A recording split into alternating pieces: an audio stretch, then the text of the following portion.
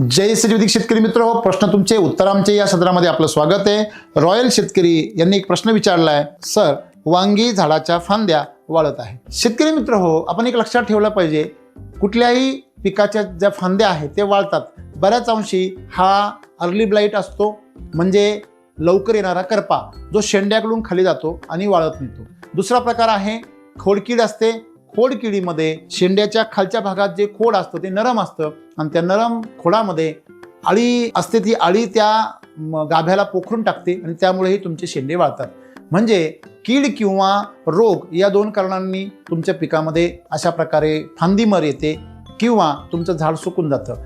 अशा परिस्थितीमध्ये आपण एक लक्षात ठेवलं पाहिजे, ज्याप्रमाणे मांजर जर जास्त पिलं झाली आणि ती जर कमजोर झाली तर कमजोर असलेल्या 1-2 पिलांना खाऊन घेते, तशाच प्रकारे जेव्हा झाडाला अन्नद्रव्य कमी पडतात तेव्हा झाड त्याच्या 1-2 फांद्यांचा बळी देतं। मग अशा प्रकारे ते कमजोर झालेल्या झाडाच्या फांद्या स्ट्रॉंग करण्यासाठी आपण त्या जमिनीमधला बेसल डोस किंवा जमिनीमध्ये असलेला सेंद्रिय कर्ब सुपीकता वाढवणं गरजेचं आहे। आणि मग त्यासाठी आपण SCT वैदिकचा सम्राट बेसल डोस आहे तो बेस डोस देऊ शकता।